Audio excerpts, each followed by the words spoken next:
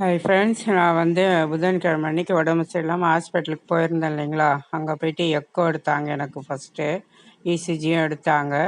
ECG normal. அதுக்கப்புறம் echo எடுக்கும்போது பார்த்திங்கன்னா எனக்கு டயஸ்டாலிக் டிஸ்ஃபங்க்ஷன் வந்தது. இப்போ அட்மிட் ஆகி நான் ஐவி லைன் கொடுத்துருக்காங்க. நான் ஆல்ரெடி ஒரு வீடியோலலாம் சொல்லியிருப்பேன், இடையில குக்கிங் வீடியோவில். இப்போ இந்த எக்கோ ரிப்போர்ட் பார்த்தீங்கன்னா உங்களுக்கு தெரியும், காமிச்சிருக்கேன் பாருங்கள். டயஸ்டாலிக் டிஸ்ஃபங்க்ஷன் கிரேட் 1ன்னு வந்துச்சு. இப்போ அதையெல்லாம் முடிச்சுட்டு படுத்திருந்தேன். அதுக்கப்புறம் பார்த்திங்கன்னா மார்னிங் மறுநாள் எனக்கு ஃபுல்லி எம்டி ஸ்டொமக். முந்தின ஈவினிங் சாப்பிட்டது 7 மணிக்கு, அதோட எம்டி ஸ்டொமக் பண்ணிவிட்டு மத்தியானம் 2:30 மணிக்கு ஆன்ஜியோ பண்ணணும்னு சொல்லியிருந்தாங்க. அதான் எக்கோவில் அந்த மாதிரி வந்ததுனால ஆன்ஜியோ பண்ணி பார்க்கணும். பிளாக் இருக்கலாம், வால்வில் ஏதாவது ப்ராப்ளம் இருக்கலாம் அப்படின்னு சொல்லிட்டு ஆன்ஜியோ பண்ணிவிட்டு, இப்போ ஆன்ஜியோ பண்ணி தான் எடுத்துகிட்டு 4:30க்கு வார்டுக்கு ஷிஃப்ட் பண்ணி போட்டிருக்காங்க. அதுதான் இது. கையில் பார்த்தீங்கன்னா தெரியும், பேண்டேஜ் எல்லாம் கட்டி ஃபுல்லாக டைட்டாக அந்த கையில் தான் பண்ணாங்க, வலது கையில். ஆல்ரெடி வீடியோஸில் சொல்லியிருப்பேன் நிறையா.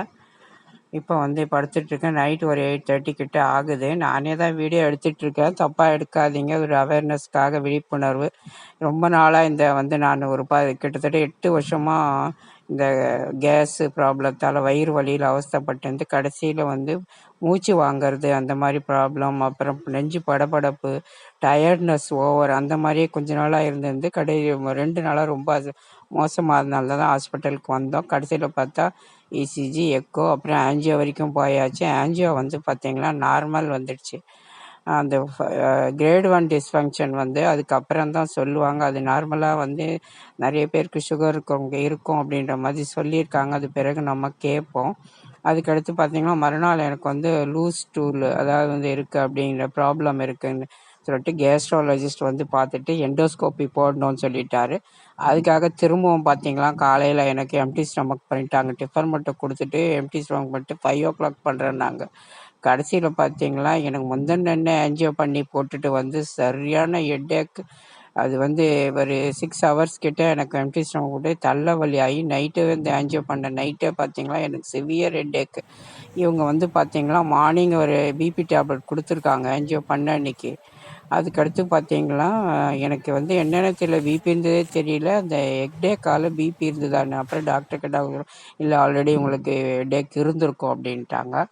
அதுக்கப்புறம் என்ன பண்ணுறது, அதுக்கப்புறம் மறுநாள் எண்டோஸ்கோப்பி போட்டாங்க. எண்டோஸ்கோப்பி போட்டதில் அன்னைக்கும் எம்டி ஸ்டொமக் சிவியான ஹெட்டேக் எனக்கு முடியாமல் போய் இன்ஜெக்ஷன் போட சொல்லி ஐவி மூலிமா இன்ஜெக்ஷனையும் போட்டாங்க, பெயின் கில்லரு.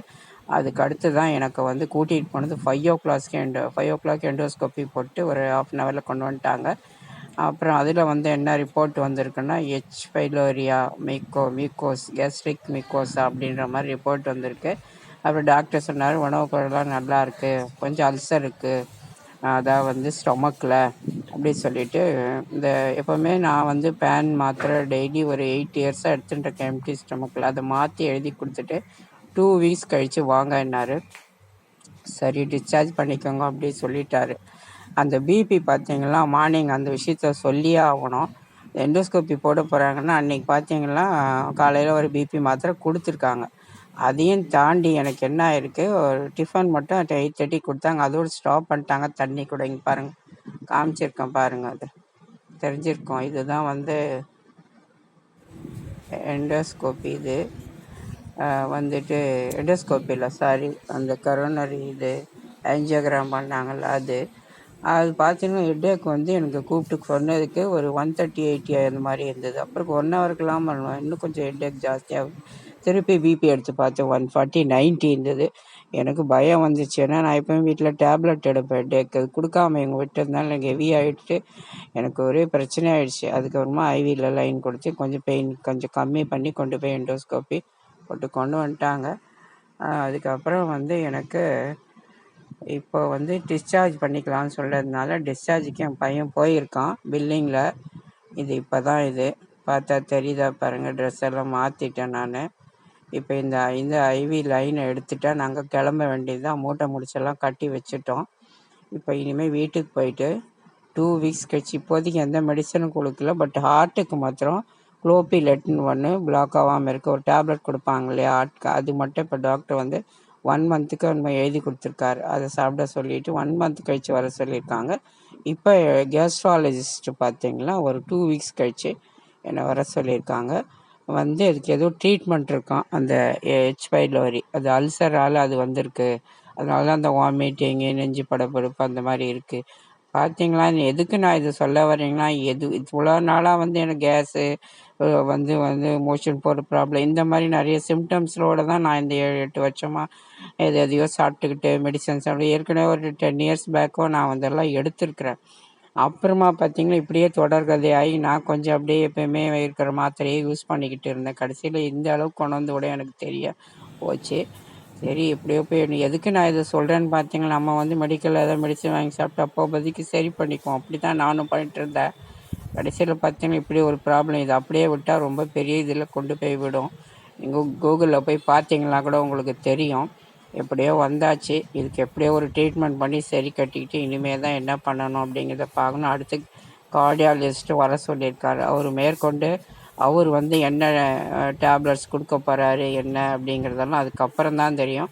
தொடர்ந்து அந்த வீடியோஸை வந்து நான் வந்து போடுவேன். நீங்கள் எதுவும் எடுத்து இதெல்லாம் வந்து போட்டுட்ருக்காங்க நினைக்காதீங்க. நான் வந்து இந்த 8 வருஷமாக நான் பட்ட கஷ்டம் இதே போல் யாராவது இருந்தீங்களா கண்டிப்பாக போய் டாக்டரை ஆரம்ப ஸ்டேஜ்லேயே போய் பாருங்கள். இப்போ ஈஸியாக ட்ரீட்மெண்ட் முடிஞ்சால் நம்ம நல்லபடியாக நம்ம உடம்பு வச்சுக்கலாம். அதுவும் நிறைய நான் சொல்ல வர்றது டயபெட்டிக் பேஷண்ட்டு, எல்டர்லி இருக்க பீப்புள்ஸ் எல்லாம் வந்து கொஞ்சம் இதை வந்து கேர்ஃபுல்லாக பார்க்கணும். கேர்லெஸ்ஸாக விட்டுட்டிங்கன்னா அப்புறம் பெரிய பிரச்சனையில் கொண்டு போய் விட்டுரும். இப்போ எனக்கே வந்து பிபி இருக்கா அப்படின்னு ஒரு டவுட்டில் தான் இப்போ இருக்கேன். எல்லாமே பார்க்கணும்.